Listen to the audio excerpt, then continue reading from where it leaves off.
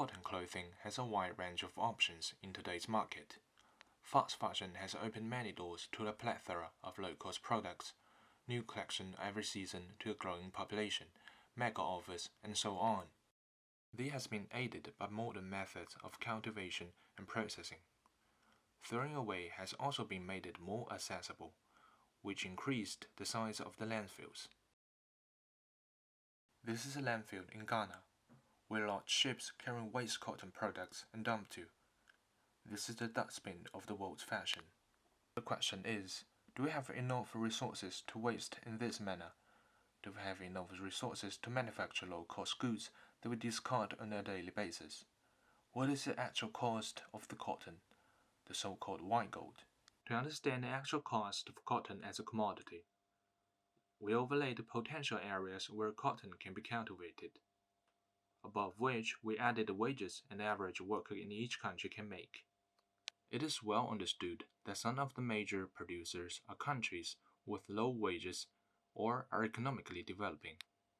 Despite the fact that these are publicly available data, there are some countries such as Pakistan, India, Uzbekistan, and Brazil where low-wage agricultural workers are not even included in the national wage. To gain a better understanding, we changed the movements of cotton from four global centers: China, Pakistan, Uzbekistan, and Brazil, and included the amount of money that each country spends on cotton imports.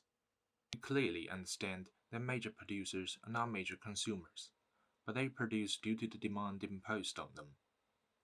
Europe and North Africa use more than 48% of the world's cotton, despite only having less than 13% of the global population.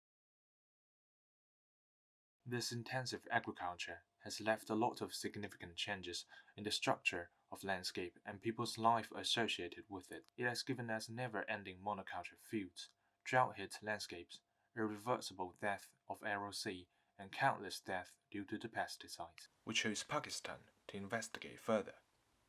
We created a series of maps to better understand the land structure in Pakistan.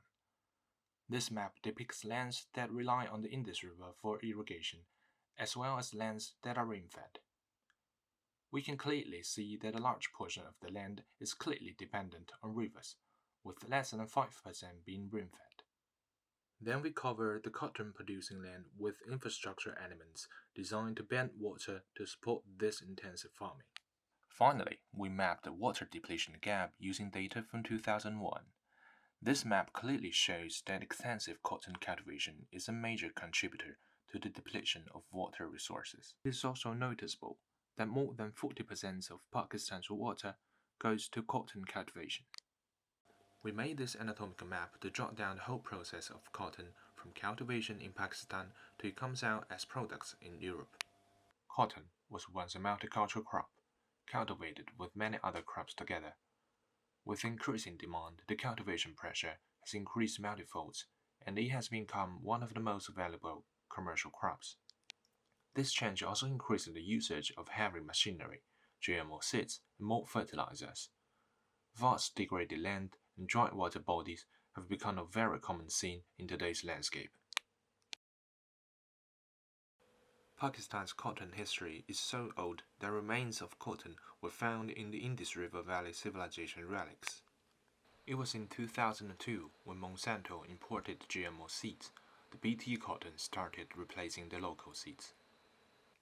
A cotton plant ideally takes 25 weeks from seeding to harvest. In Pakistan, more than 85% of cotton is BT cotton. Even the farmers believe in it because of the high yield. But the BT cotton needs a lot of fertilizers. This process of spraying more fertilizer causes many deadly diseases for human beings and degrades the soil land significantly. Also, these seeds need a lot of water, which extensive cultivation tends to deteriorate the water sources to a greater extent. में खर्चा ज़्यादा आता है क्योंकि हवामान अच्छा नहीं रहता, इसलिए बीटी पर फौर नहीं करनी पड़ती। खर्चा क्या था उतना भी नहीं आया हमारे को। Pakistan cotton is mostly cleaned in local factories and get exported to Bangladesh and China and converted into products, then majorly exported to countries in Europe. These big companies exploit the cheap labor and availability of the resources in these countries to provide very cheap products to consumers. A t-shirt which almost takes 2,700 liters of water in making process would only cost less than £5 for consumers in Europe. Further scaled down to analyze the condition on a much smaller scale, for which we took Lake Manchar, the largest freshwater lake in the Sindh region. We overlaid the data for many years to obtain the ideal condition and compared it with the recent data of May 2022 and 2020.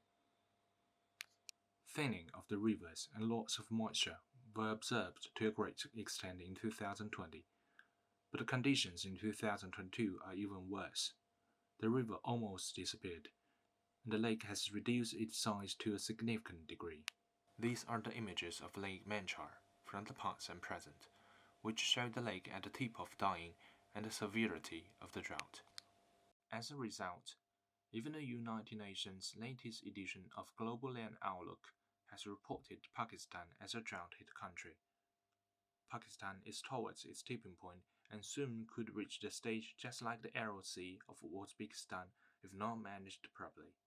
These unimaginable tons of water have been used for global production at the time when this video was made, so it is everyone's responsibility to think, choose, and use cotton products wisely.